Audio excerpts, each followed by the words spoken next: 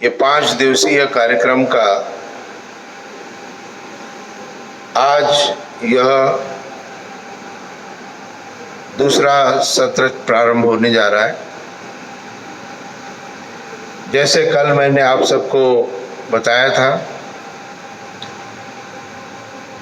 उसी प्रकार से सर्वप्रथम हम कल की कुछ बातों को पुनः स्मरण करेंगे। तो मैंने जो बताया था उसके अंतर्गत ओम परमात्मा का निज नाम है और प्रभु के निज नाम ओम में 3 अक्षर आते हैं, अ, उ और म। अ और उ को मिलाकर के ओ लिखा जाता है और म हलंत है, तो 3 अक्षर है। और इन अक्षरों का व्याकरण की दृष्टि से अ का आकार में विराट, अग्नि, विश्व आदि ईश्वर के स्वरूपों का दर्शन अनुभव होता है और उ के अंतर्गत परमपिता परमात्मा के उकार के अर्थ है हिरण्यगर्भ, वायु, तेजस आदि ईश्वर के स्वरूप। और म से मकार व्याकरण की दृष्टि से, और मकार के अर्थ आते हैं ईश्वर, आदित्य, प्राज्ञ। इसलिए जब भी हम ओम का जप करते हैं उस समय में हमें ईश्वर के इन स्वरूपों को अपने अंतःकरण में अनुभव करना है। हमें अपने अंदर इन बातों को अनुभव करना है जो ईश्वर का स्वरूप है। तत्पश्चात हम जब ओम का जप करेंगे तो दैनिक प्रक्रिया में अपने लिए, स्वयं के लिए, जैसे आप गायत्री का जप करते हो, आप मंत्रों का पाठ करते हो, अपने स्वयं के लिए, सामूहिक नहीं, व्यक्तिगत, उस समय आपको ओम का जप में ओ 3 की संख्या, म 3 की संख्या 3 मात्रा तक है, इसलिए ओ का जो उच्चारण होगा वो 3 मात्रा तक होगा, अर्थात ओ। बस 1 मात्रा का उच्चारण होता है ओ, 2 मात्रा का उच्चारण होता है ओ, और 3 मात्रा का उच्चारण होता है ओ। इसलिए यहाँ पर दैनिक प्रक्रिया में अपनी जब साधना आप कर रहे हो उस समय परमपिता परमात्मा का ध्यान करते हुए ओम का जप इस प्रकार से करना। ये मैंने कल आपको बताया था, आज थोड़ा सा उसकी पुनरावृत्ति कर रहे हैं 5 मिनट। और आवाज आपकी दैनिक आपकी साधना में जहां आप ध्यान लगाते हो वहां पर आपको दैनिक प्रक्रिया के अंतर्गत बहुत तेज आवाज में ओम का जप नहीं करना है। आप ओम का जप करें जहां पर कि ओ और म हम उच्चारण करते हैं, तो ये हमारे अंदर अर्थात नाभि से स्वर को ऊपर उठाते हुए इतनी जोर से बोले जितनी आपकी आवाज आपके कान तक जाए। जब ध्यान उपासना विधि के अंतर्गत ओम का जप करेंगे तो हमारी आवाज जो नाभि से ऊपर होते हुए निकलेगी और हमारी वाणी से हमारे कान तक पहुंचेगी और कान से फिर अंदर जाएगी, अंदर से फिर बाहर आएगी। इस तरह से एक चक्र हमें बनाना है। कल मैंने आपको अभ्यास भी बताया था, आज उस अभ्यास को पुनः करेंगे। थोड़ा प्रारंभ में सभी सीधे बैठे, नेत्रों को बंद करें, कमर, गर्दन, सिर एक सीध में होना चाहिए, लेकिन कोई एक्स्ट्रा एफर्ट नहीं करना है, बॉडी को स्ट्रेच भी नहीं करना है। साधारणतः आप सीधे बैठे, कमर गर्दन सिर एक सीध में, और ओम का जप मेरे साथ करेंगे, क्योंकि ध्यान उपासना में ओम का जप प्रथम बहुत अधिक आवश्यक है और इसका हमें नियमित रूप से जप को प्रारंभ करना है। तो आप सभी ईश्वर का ध्यान करें, ईश्वर के स्वरूपों का ध्यान करें। विराट हिरण्यगर्भ ईश्वर, वह विराट है, परमात्मा सब जगह है। वह हिरण्यगर्भ जिसके गर्भ में समस्त ब्रह्मांड है और जो ईश्वर समस्त ऐश्वर्यों से परिपूर्ण है, ईश्वर के इन तीनों स्वरूपों को मन में धारण करें और बिना किसी एक्स्ट्रा एफर्ट के ओम का उच्चारण जप मुझे करें। यहाँ हम थोड़ा सा जोर से बोलेंगे क्योंकि हम अभ्यास कर रहे हैं। व्यक्तिगत रूप से आप अपनी वाणी को धीरे रख सकते हैं।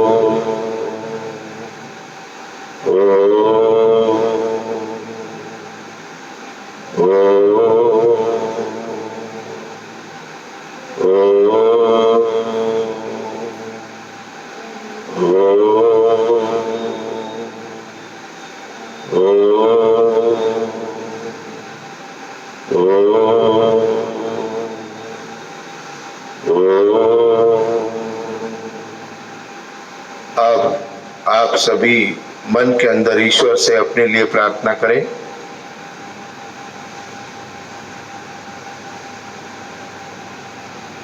मेरे साथ बोलिए और प्रत्येक दिन आपको ये बोलना है, ओम शांति शांति शांति। धीरे धीरे आंखों खोल लीजिए, दोनों हाथों को आपस में रगड़ करके चेहरे के ऊपर दोनों हाथों को रखें। तो ध्यान और उपासना में ओम के जप की विधि इन 2 दिनों के अंदर आपको अभ्यास भी कराया, आपको बताया भी है और किस प्रकार से करना है उसको समझाने का भी प्रयत्न करना है। ये जो 5 दिवस का कार्यक्रम है, ये कार्यक्रम आर्य समाज बेरा एन्क्लेव में संपन्न हो रहा है। वेद प्रचार मंडल पश्चिमी दिल्ली के तत्वाधान में इस कार्यक्रम को किया जा रहा है। उद्देश्य हमारा एक ही है कि जो वेद के जो ज्ञान है उस ज्ञान के अनुसार अपने जीवन की प्रक्रिया को प्रारंभ करना है। अब जहां आपने अभी ओम का जप किया था तो एक प्रश्न डॉक्टर साहब बहुत आता है, माता जी भी कल कह रहे थे कि हमारा मन कहीं और चला जाता है, ध्यान भटक जाता है। बहुत से लोग प्रश्न करते हैं कि आचार्य जी बहुत कोशिश करते हैं लेकिन ध्यान नहीं लगता है, या ध्यान बीच में कहीं और चला जाता है। अब ध्यान क्यों जाता है? ध्यान को करने वाला साधन हमारे पास जो है, वो साधन क्या है हमारे पास जिससे ध्यान करेंगे? वो साधन हमारे पास है हमारा मन। कौन सा साधन है? मन। और मन के लिए कहा गया है कि मन एव मनुष्यानाम कारणम बंध मोक्षयो।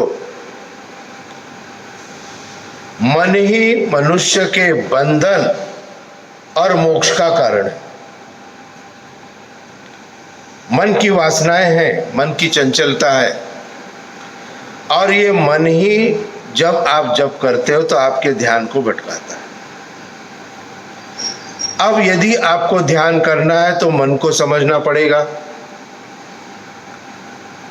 और मन को जब आप समझ लेंगे तो आप उसको कंट्रोल कर सकते हैं, नियंत्रित कर सकते हैं। बहुत से लोग ऐसा कहा जाता है कि मन बड़ा चंचल है, मन बड़ा गतिमान है, मन बहुत इधर उधर भागता रहता है।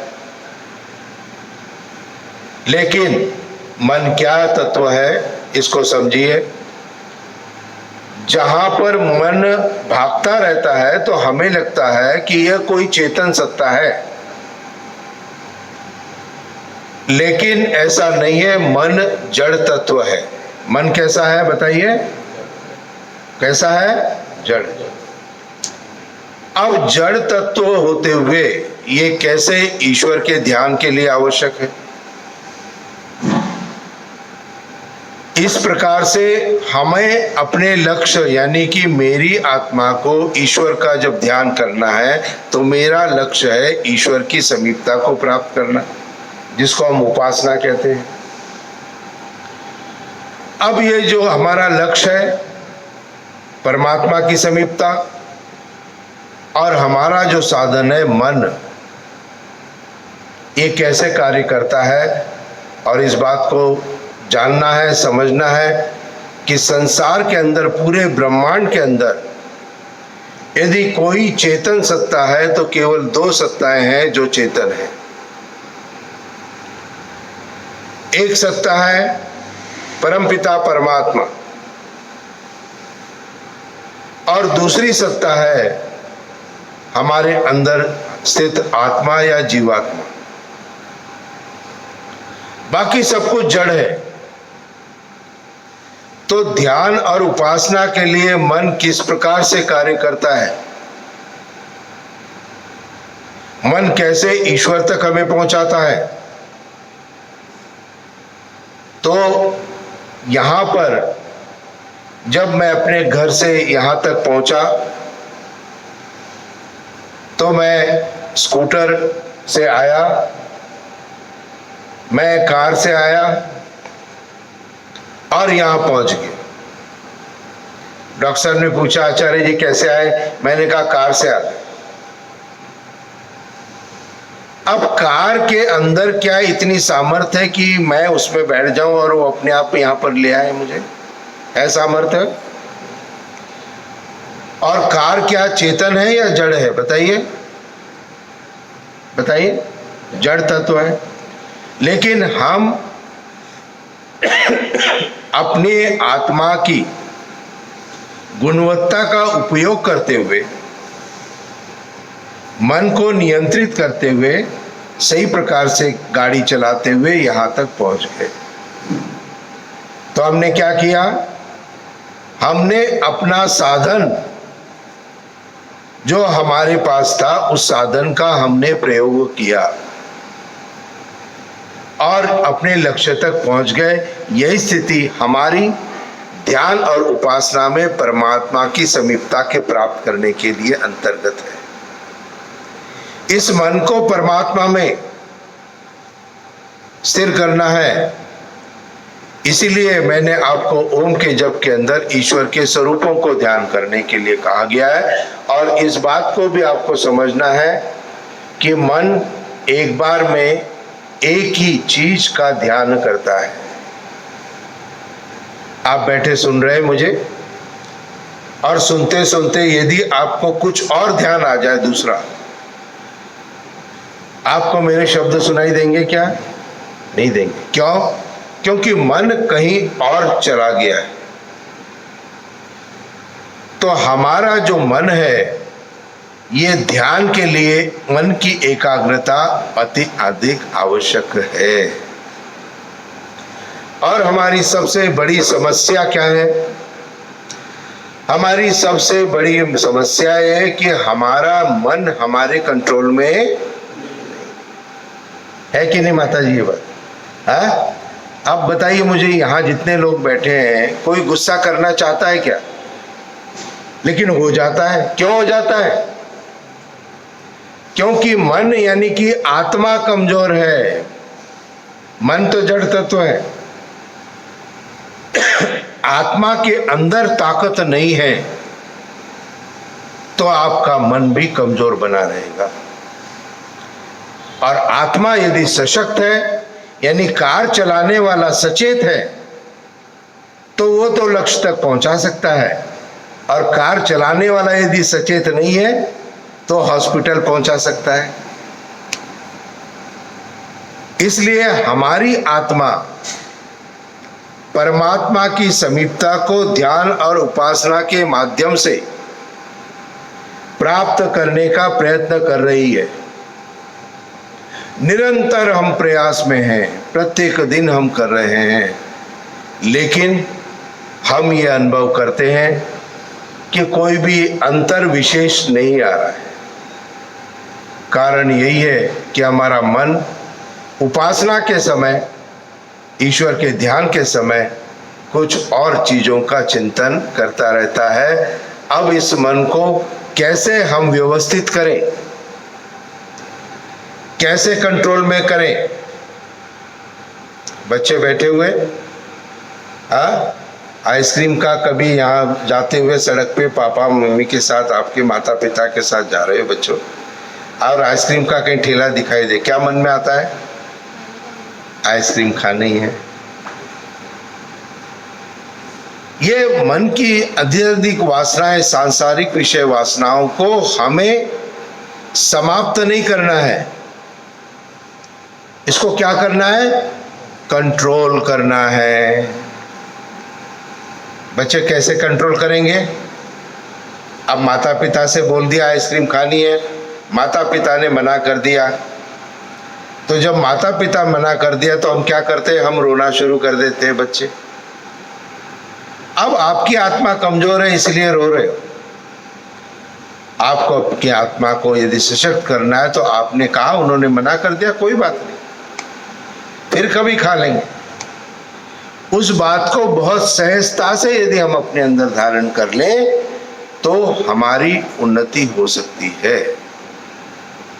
हमारा मन हमारे कंट्रोल में आ सकता है। जब भी कभी आपका मन अव्यवस्थित होता है, तो इस बात को जान लीजिए, आपकी आत्मा के अंदर शक्ति नहीं है।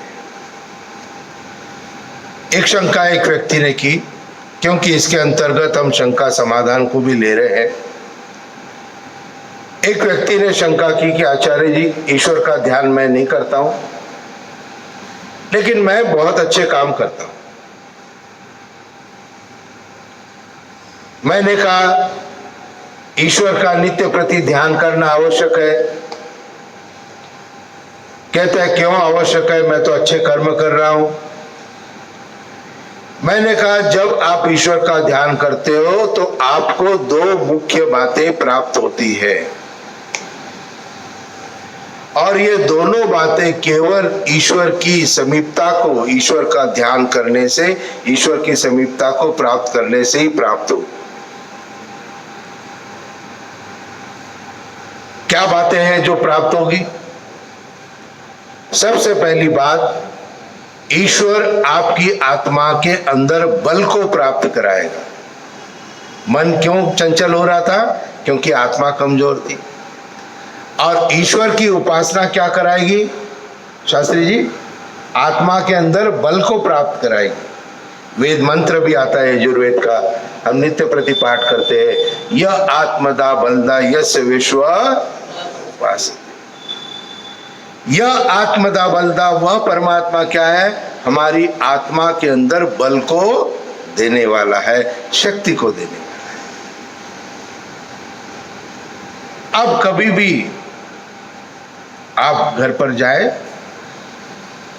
कभी भी आपको लगता है कि विपरीत परिस्थिति के अंदर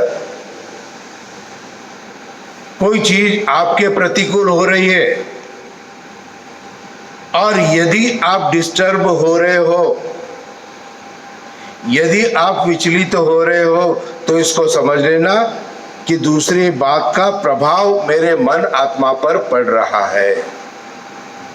और वो क्यों पड़ रहा है? क्योंकि मेरी आत्मा उसको सहन नहीं कर पा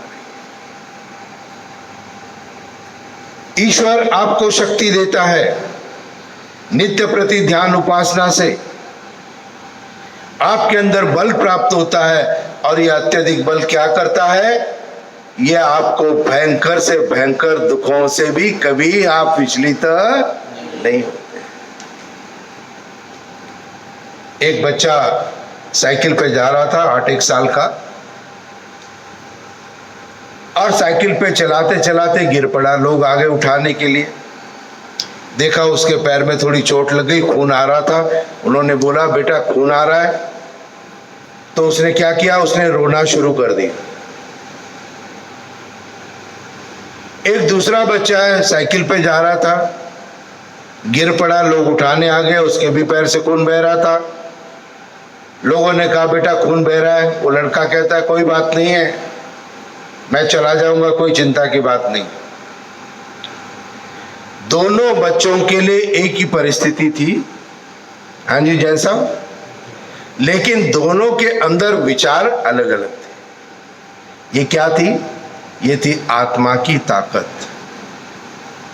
आज हम ईश्वर से उस ताकत को प्राप्त नहीं कर पा रहे। ईश्वर दयालु है, दयावान है, सबको देता है। ईश्वर का कोई पक्षपात का भाव नहीं है। एक व्यक्ति जो नित्य प्रति ईश्वर का ध्यान करता है, उसके घर के अंदर धूप आती है, और जो ईश्वर का बिल्कुल भी ध्यान नहीं करता, उसके घर में धूप नहीं आती। क्या जैन साहब? आती है ना। ईश्वर पक्षपाती नहीं है, लेकिन हम दैनिक उपासना ध्यान के माध्यम से नहीं कर रहे। यहां मेरे शब्दों पे ध्यान दें। दैनिक उपासना ध्यान के माध्यम से हमें करना प्रारंभ करना है, और जितना भी समय हम दें, जैसे मैंने कल भी बताया था आपको, पंडित शास्त्री जी ने पूछा था कितनी बार करना चाहिए, तो प्रारंभ में तो संख्या उचित है, क्योंकि हमें अभ्यास करना है। तो पहले 3 बार, फिर 5 बार, फिर 11 बार, 21 बार, ऐसे धीरे धीरे बढ़ाते जाए, और एक समय ऐसा आए जब आप पूर्णतः उस ईश्वर के ध्यान और मन के अंदर में आप चले जाएं, और वहां पर संख्या का कोई महत्व शेष नहीं होता है। वहां क्या आवश्यक होता है? ध्यान और मन लगना। अब इस मन को कैसे नियंत्रित करना है, अब इसका एक अभ्यास मैं बताता हूं आपको। या किसी को डायबिटीज शायद हो सकता है, हो, और डायबिटीज वाले लोगों को क्या खाने की इच्छा होती है बेटा? मीठा होती है ना। अब एक व्यक्ति को डायबिटीज है, और वो अपना अभ्यास कर रहा है कि मन को कंट्रोल करना। तो मैं एक उपाय हर जगह बताता हूं। उस व्यक्ति को मैंने कहा आपको कंट्रोल करना है मीठा खाने से। आप सुबह सुबह जब उठते हो, सैर को जाते हो, 9-10 बजे एक बहुत बढ़िया हलवाई की दुकान जो बहुत बड़ी वाली है, वहाँ से अच्छे से रसगुल्ले 4 या 6 पीस लेके आ जाओ। अब वो व्यक्ति कहता है मुझे तो डायबिटीज है, आचार्य जी रसगुल्ले मंगा रहे। हाँ, तो मैंने कहा लेकर के आओ घर पर, एक कांच का बाउल लो, उस बाउल के अंदर उस रसगुल्ले को रख दो और ऊपर से ढक्कन लगा दो। अब सुबह से शाम तक आपने उस रसगुल्ले को देखना है, खाना है क्या? नहीं, अभ्यास करना है। मीठा मेरे सामने है लेकिन मीठा मेरे लिए विष के समान है, अब मुझे अपने आप को नियंत्रित करना है, इसका अभ्यास करना है। अभ्यास यदि आपके जीवन में है तो आपका मन और आत्मा सशक्त होना प्रारंभ हो जाएगा। यदि अभ्यास नहीं है तो मन और आत्मा कमजोर है, तो फिर जो है ये दुख और कष्ट ये जीवन में चलते रहेंगे। तो प्रथम चीज जो ईश्वर की उपासना से आपको प्राप्त होती है वो क्या है? क्या है? आत्मिक बल। दूसरा क्या प्राप्त होता है? ध्यान करते हुए, उपासना करने से शांति। तो आप माता जी किसी एक जगह पे कमरे में बैठ जाओ अकेले, शांति मिल सकती है। दूसरी जो चीज प्राप्त होती है वो है डायरेक्शन। अग्ने नय सुपथा। देखिए, कोई भी समस्या पारिवारिक आपके घर में है, कोई भी समस्या सामाजिक रूप से आपके सामने है, प्रत्येक समस्या का समाधान है या नहीं? बताइए। हाँ, डॉक्टर साहब यहाँ बैठे। हाँ, अब एक बीमारी है, यदि सही डॉक्टर पे पहुंच गए तो इलाज हो जाएगा, और गलत डॉक्टर पे पहुंच गए तो इलाज होगा क्या डॉक्टर साहब? नहीं होगा। तो निश्चित रूप से हमें अपने जीवन के अंदर एक डायरेक्शन चाहिए। कौन सा रास्ता है जिससे हम सुगमता से पहुंच सकते हैं? और जो कोई भी नित्य प्रति ध्यान पूर्वक ईश्वर की उपासना करता है, उसकी बुद्धि क्या?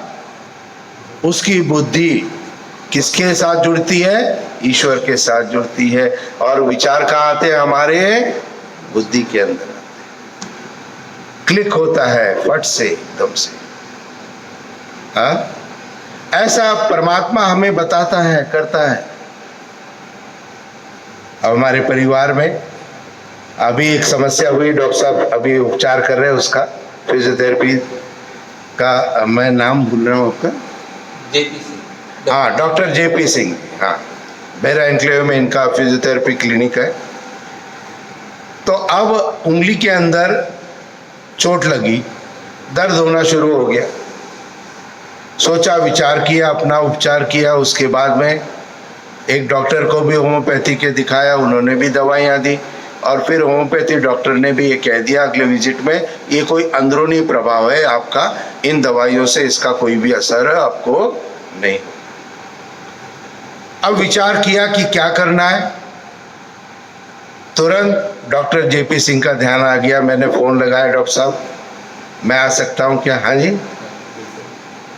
और डॉक्टर साहब को जैसे हाथ लगाया, आप विश्वास नहीं करेंगे कि दर्द हो रहा है। डॉक्टर साहब ने अपनी उंगली उसी स्थान पे लगाई जहां पे दर्द हो रहा था। उपचार मिल गया, लेकिन डायरेक्शन किसने दिया मुझे? किसने दिया? परमात्मा ने दिया। लगभग 4 साल से हम मिले नहीं है लगभग, लेकिन ईश्वर ने कहा देखो तुम्हारी समस्या का समाधान यहाँ पर है, तुम्हें वहां जाना है। और डॉक्टर साहब ने हर चीज बड़े पॉजिटिवली ली। तो ईश्वर आप सबको सहायता भी करना चाहता है, डायरेक्शन भी देना चाहता है, आगे बढ़ाना भी चाहता है। लेकिन क्या होता है, हमारा मन हमारे कंट्रोल में नहीं है। इसलिए आज का ये अभ्यास आप सबको करना है। क्या? आज प्रातःकाल, इस समय लगभग 9 बज रहे, रात्रि को सोने से पहले तक किसी भी विपरीत परिस्थिति के अंदर, घर के अंदर अपने आप को विचलित नहीं होने देना। सांकेतिक कह सकते हो आप, संक्षेप में बोल सकते हो आप, लेकिन आपको अपने आप को डिस्टर्ब नहीं करना है। एक जगह हमारे प्रवचन हो रहे थे, तो मैंने ऐसे ही पूछा, मैंने कहा भाई सबको पूछा आपको सबसे ज्यादा किस चीज की आवश्यकता है? तो किसी ने कहा मुझे आचार्य जी शांति की बहुत आवश्यकता है घर में। मैंने कहा घर के अंदर शांति का बहुत सरल उपाय है। कहते क्या? मैंने उस व्यक्ति से कहा देखो आपको शांति चाहिए घर में, इसके लिए आपको स्वयं को शांत रहना पड़ेगा। व्यक्ति शांति तो चाहता है लेकिन स्वयं शांत नहीं। जो भी चीजें जब तक हम अपने अंदर स्वयं की डालना प्रारंभ नहीं करेंगे, अपने स्वयं के अंदर उसके प्रभाव को प्राप्त करना नहीं प्रारंभ करेंगे, तब तक हम अपने जीवन में अपनी उन्नति जो परमात्मा की समीपता है उसको प्राप्त करने में सक्षम नहीं हो सकते। महर्षि दयानंद सरस्वती की दैनिक दिनचर्या के अंतर्गत हम देखते हैं प्रातःकाल 3-3:30 बजे उठते थे, जाते थे भ्रमण के लिए और नदी के किनारे जाके दैनिक नित्य कर्म से निवृत्त होकर के नित्य प्रति ईश्वर का ध्यान करते थे। समाधि कितने घंटों की समाधि का विवरण आता है। आप मुझे बताएं, महर्षि दयानंद सरस्वती तो महाविद्वान थे, महर्षि थे, लेकिन महर्षि होते हुए भी वो नित्य प्रति ईश्वर का ध्यान करते थे। क्यों करते थे? क्योंकि जो कुछ प्राप्त है उसको सस्टेन रखना है, कायम रखना है। यदि नहीं करना प्रारंभ करेंगे तो फिर आगे होता जाएगा। इसलिए हमारा मन जो ध्यान के लिए आवश्यक है, ध्यान के लिए क्या कहा कि मन को निर्विषय करना है। महर्षि पतंजलि का अष्टांग योग, यम, नियम, आसन, प्राणायाम, प्रत्याहार, धारणा, ध्यान और समाधि। समाधि अवस्था में ईश्वर की समीपता को प्राप्त करता है और उससे पहले क्या है? ध्यान। इसलिए आप सभी ध्यान करने का एक अभ्यास करें। नित्य प्रति कितना भी समय आपके पास हो, प्रातः सायंकाल दोनों समय बैठ करके आप अपने प्रभु को याद करें, स्मरण करें। इसके अंतर्गत ओम का जप आवश्यक है, गायत्री जप आवश्यक है, वैदिक संध्या भी आवश्यक रूप से करनी चाहिए, ईश्वर स्तुति प्रार्थना उपासना के 8 मंत्रों का भी पाठ करना चाहिए। इसमें से आपको जो करना है वो करिए और धीरे धीरे अपने ध्यान और मन को व्यवस्थित करें। और जिस क्षण आपका ध्यान लगेगा, अब एक शंका और यहां पर उत्पन्न होती है। देखिए, हमें कैसे पता लगेगा कि हमारा ध्यान आज हमारी प्रार्थना में लग गया है? माता जी आप बताएं।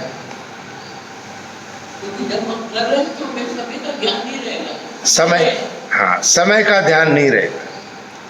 जब हम कर रहे हैं तो समय का ध्यान नहीं रहेगा, अर्थात हम बाह्य वातावरण से अलग हो गए।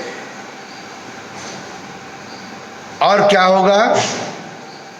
और हम परमात्मा की समीपता को प्राप्त कर रहे हैं।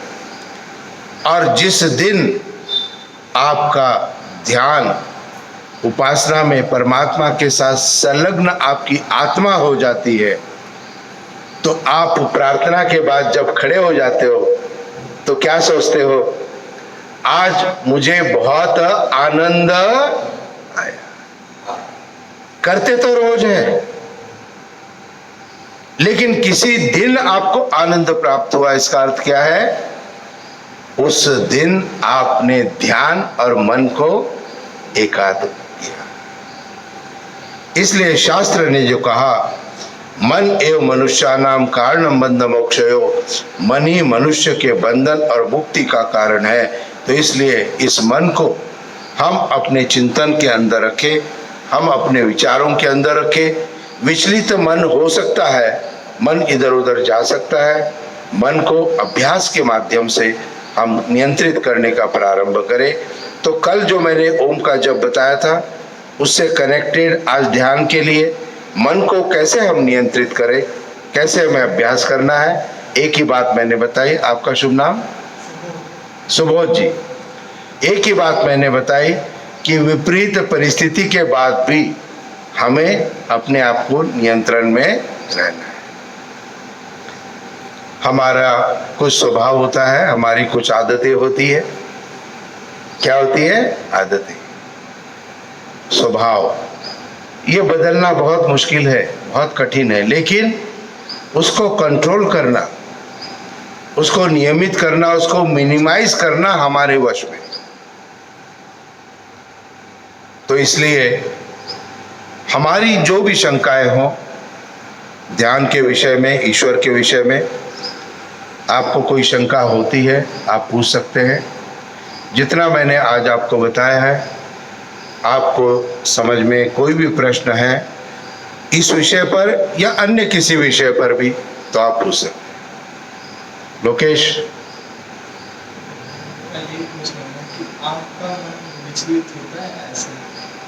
अच्छा, लोकेश यहाँ पर है, विद्यार्थी है, 11वीं कक्षा में पढ़ रहे हैं और आर्य समाज में ही रहते हैं।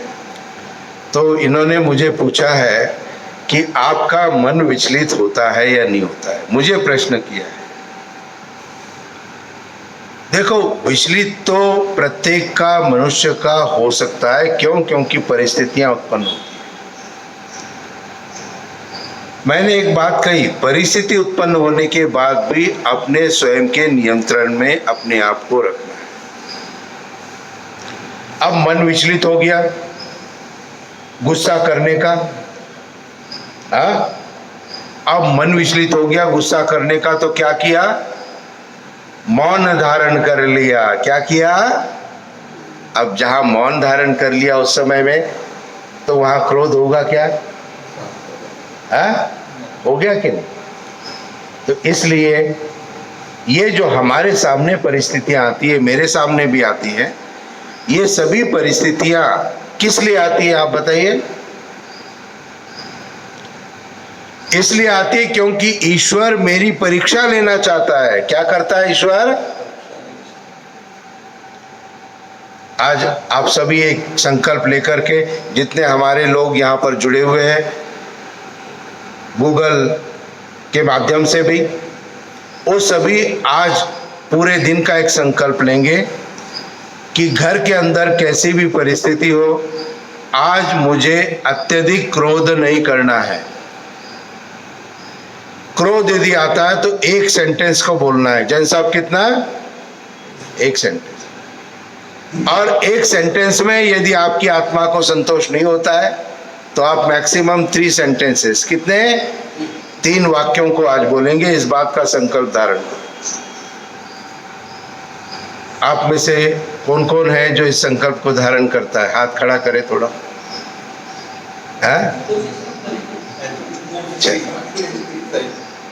हाँ जी, जैन साहब, आपने संकल्प धारण कर लिया? देखो, कोशिश शब्द जो है वो आर्यत्व की भावना को नहीं दिखाता। आर्य संकल्प को धारण करते हुए अपने सत्य के रास्ते पर आगे चलेगा। इस बात को ध्यान रखें। आर्य समाज के 5 नियमों में सत्य शब्द का प्रयोग महर्षि दयानंद सरस्वती ने किया। इसलिए कोशिश मैं चाहूंगा तो मैं कर सकता हूं। अब क्या होगा जैन साहब, मैं थोड़ा बताऊं आपको। आपने संकल्प धारण कर लिया कि आज शाम तक मैं क्रोध नहीं करूंगा। अब आप जैसे घर में जाएंगे, आधा घंटे के अंदर मामला तैयार होने वाला है। आप समझ के जाइए। ईश्वर आज जिन्होंने भी संकल्प लिए हैं उनकी परीक्षाएं लेगा। जो हमारे गूगल मीट के माध्यम से भी है, सभी लोग सुन ले। जो भी आपने आज संकल्प लिया है कि आज पूरे दिन क्रोध नहीं करना है, आपकी परीक्षा हर घंटे में हो सकती है और उस परीक्षा में आप सबको क्या होना है? पास होना है, फेल नहीं होना। अभी क्या है? ये अभ्यास है। क्या है? अभ्यास। प्रत्येक दिन सुबह उठते हैं, भूमि पर पैर रखने से पहले मन में एक बार गायत्री मंत्र का पाठ करें और ईश्वर के नित्य प्रति संकल्प धारण करें, आज मैं अत्यधिक क्रोध नहीं करूं। तो हमारा जो मन विचलित होता है, ये मन हमारी इन वासनाओं के कारण विचलित होता है, इन परिस्थितियों के कारण विचलित होता है।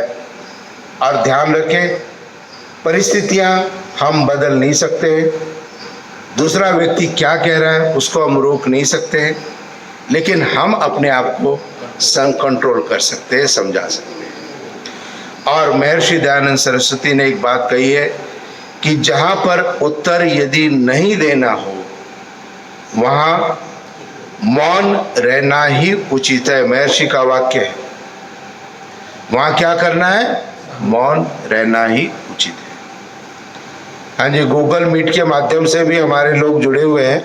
हाँ जी, आपका कोई प्रश्न कोई आता है आपके गूगल मीट के माध्यम से?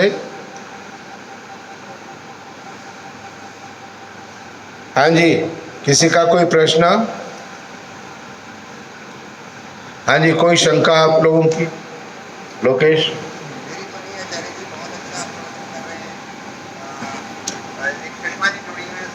हाँ जी, हाँ जी, हाँ जी, बताएं, प्रश्न बताएं। मेरा प्रश्न नहीं है, मैं बहुत अच्छा प्रश्न आप कर रही हैं। अच्छा जी, सुषमा जी जुड़ी है साथ में, उनका। हाँ जी, हाँ, सुषमा जी बताइए, कोई प्रश्न आपका है? चलिए, कोई बात नहीं। शंकाओं को अपने मन के अंदर जरूर रखो। लोकेश, अब प्रतिदिन हवन में वहां बैठना है, आपको आहुति देना प्रारंभ करना है। हाँ? स्नान कर लेते हो ना सुबह? हाँ? तो अब मैं निर्देश कर रहा हूं, ठीक है? तो हमें अपने उस भविष्य के लिए अपने आप को नियंत्रित करना है। यदि आपका कोई प्रश्न है तो आप पूछ सकते हैं। किसी भी तरह ध्यान उपासना में कोई कठिनाई आपको होती है, किसी भी चीज का, अब यहाँ पर थोड़ा सा और गाइडलाइन आपको दे के फिर वाणी को विराम करूंगा। हाँ जी, क्या प्रश्न है?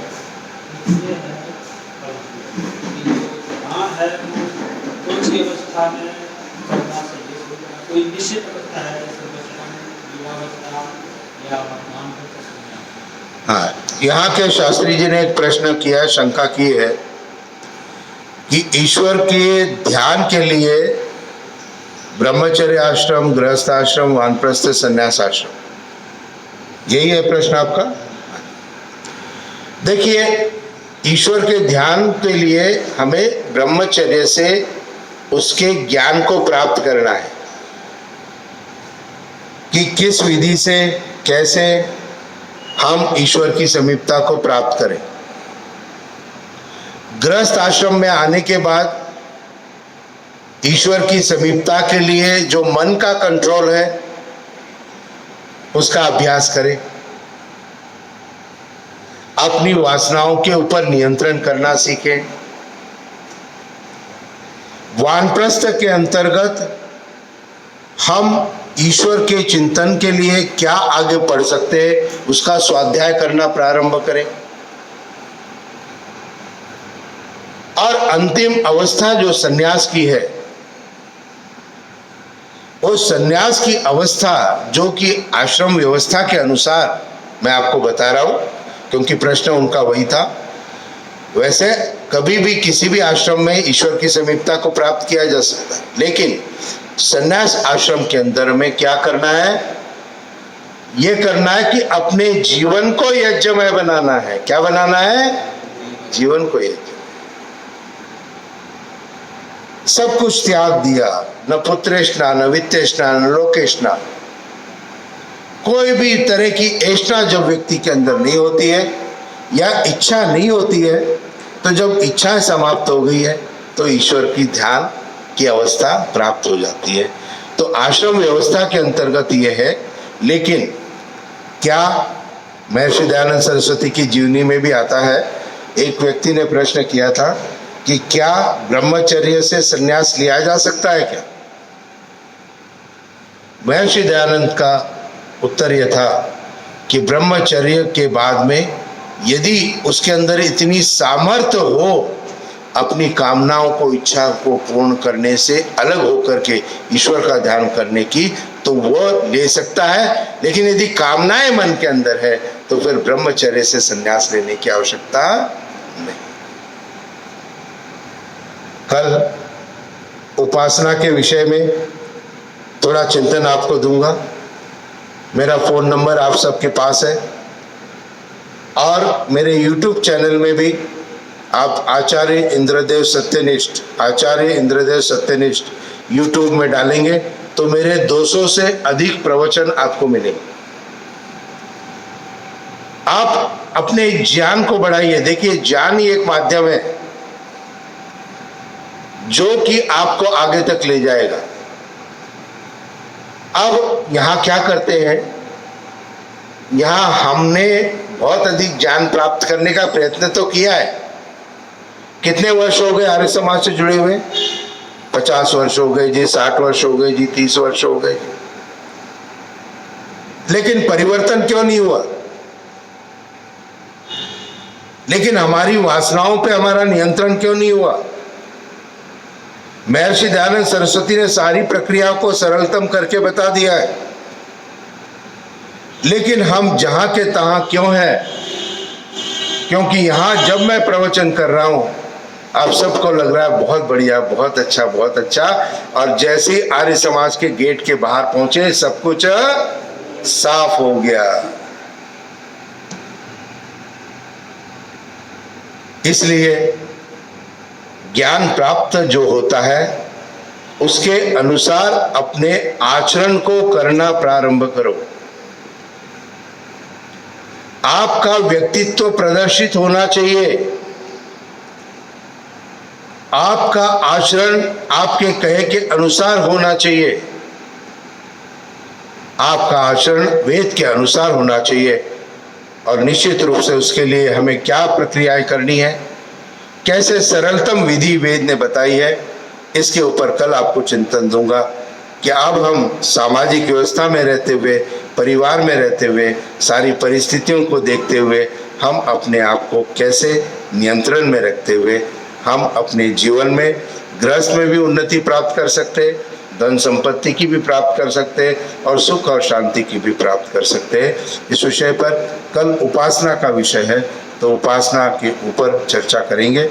कोई भी प्रश्न आपको लगता है, क्योंकि इसमें मैंने शंका समाधान का भी रखा है, शंकाएं बहुत सारी उत्पन्न हो सकती है। आपकी कोई भी शंका हो आप जरूर कल पूछने का प्रयत्न करें। और कल का ये हमारा कार्यक्रम अभी 3 दिन और रहेगा, रविवार, सोमवार और मंगलवार। हाँ जी, पूछिए। कोई विषम परिस्थिति है, हाँ जी, ध्यान करना जो समय ध्यान का है, उस समय कोई विषम परिस्थिति है, जैसे कोई शोर शराबा होता हो, हाँ।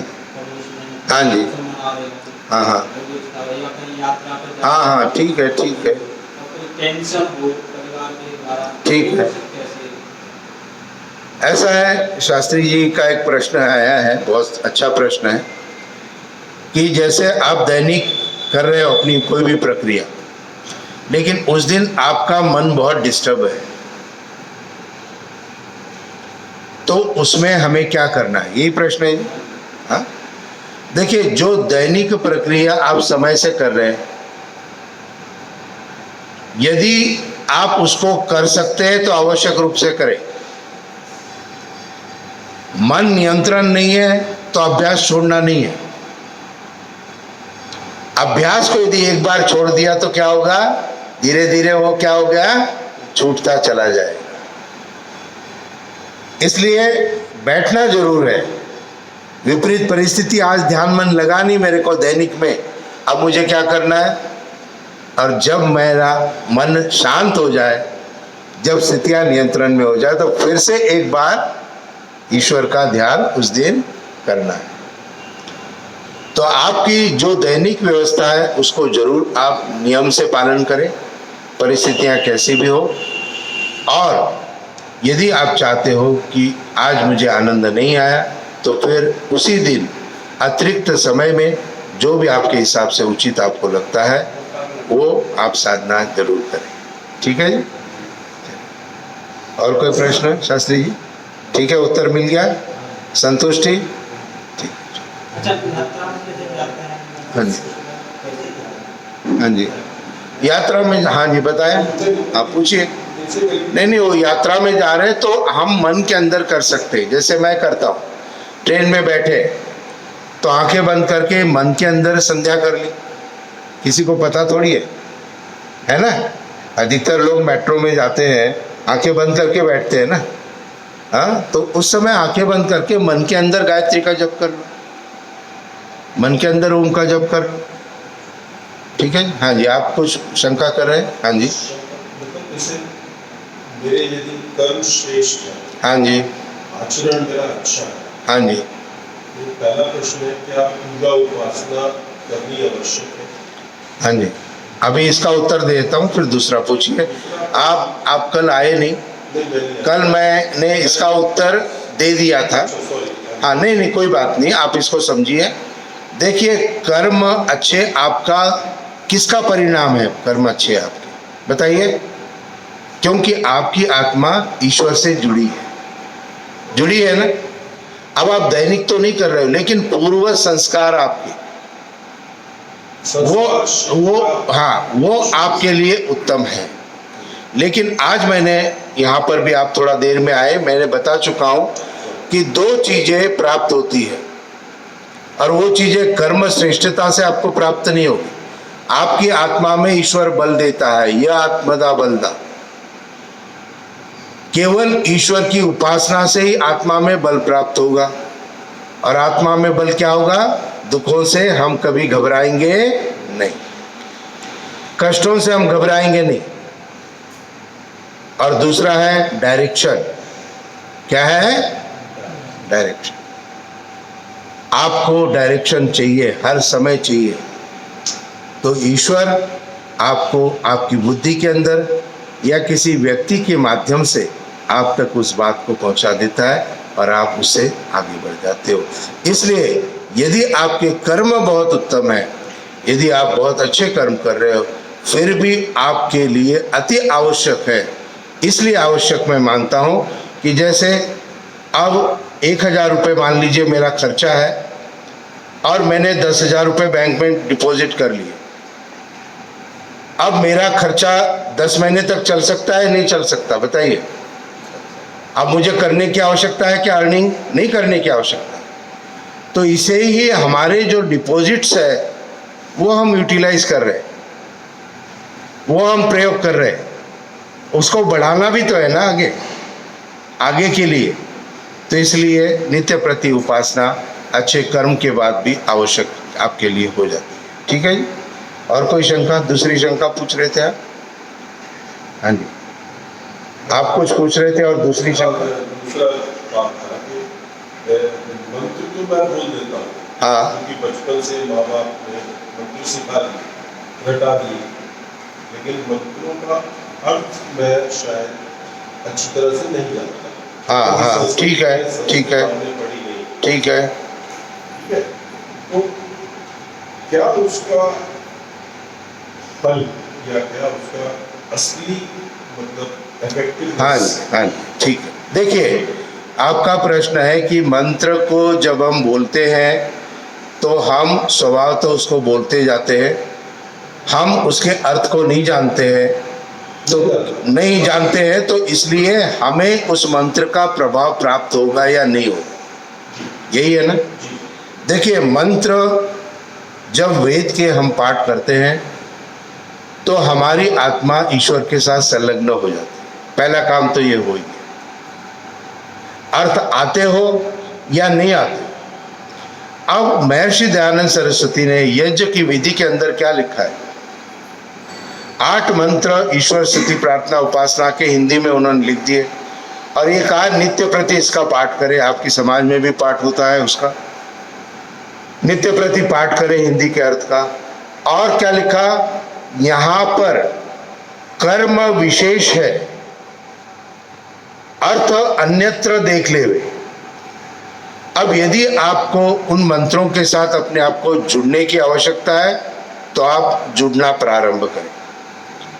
यदि आप कहते हैं संस्कृत नहीं आती है तो हर मंत्र में एक शब्द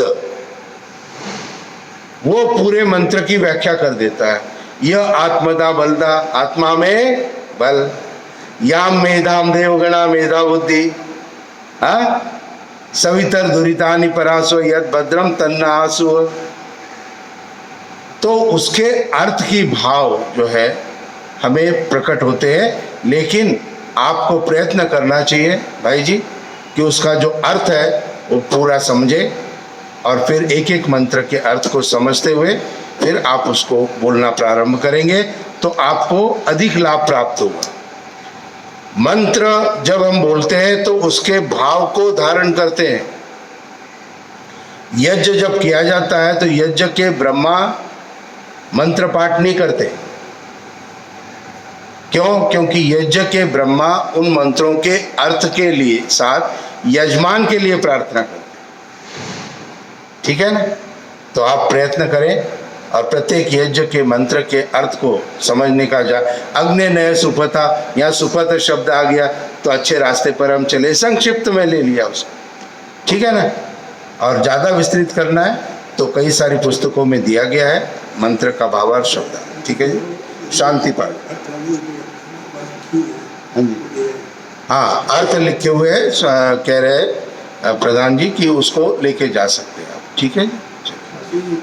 और कल आप अपने रविवार है तो मेरा आग्रह आप अपने पूरे परिवार के साथ यहाँ उपस्थित और अधिक से अधिक हम बिछाने का प्रयत्न भी करेंगे यहाँ पर। तो एक दिन का एक लौ जलने दो परिवार में, है ना? अकेला कोई कार्य नहीं कर सकता है, समूह चाहिए और 5 उंगलियां मिलनी चाहिए तभी ग्रास बनेगा और तभी पेट भरेगा। अब एक उंगली तो आके सुन ली, अब एक उंगली कितना भी पेट भरने का प्रयत्न करेगी क्या? इसलिए आपके परिवार के सभी सदस्यों को इस बात की जानकारी होनी चाहिए। इसलिए मेरा आपसे आग्रह है कि आप कल सपरिवार उपस्थित हो और यदि नहीं ला सके तो मेरे YouTube चैनल को अपने परिवार के सभी लोगों के अंदर YouTube चैनल में सब्सक्राइब जरूर करा दें। उससे उनको घर बैठे भी उपदेश सुनने को मिलेगा। ठीक है जी, आपका बहुत बहुत धन्यवाद। शांति पाठ, शास्त्रीय शांति पाठ से। हाँ जी, आप सबका नमस्ते, सबको आशीर्वाद। ठीक है जी। सदया शांतिर्विश्वे शांति शांति सर्वगं शांति शांतिरेव शांति सामा शांतिरेधि। ओम शांति शांति शांति। जो बोले सो है वैदिक धर्म की जय। महर्षि देव दयानंद की जय। गुरुवर गजानंद की जय। मर्यादा पुरुषोत्तम श्री रामचंद्र की जय। योगी राज श्री कृष्ण महाराज की जय। आर्य समाज अमर रहे, वेद की ज्योति जलती रहे, ओम का झंडा ऊंचा रहे। हमारा नारा गणवंतो विश्वमार्यम, गणवंतो विश्वमार्यम, गणवंतो विश्वमार्यम। वैदिक ध्वनि।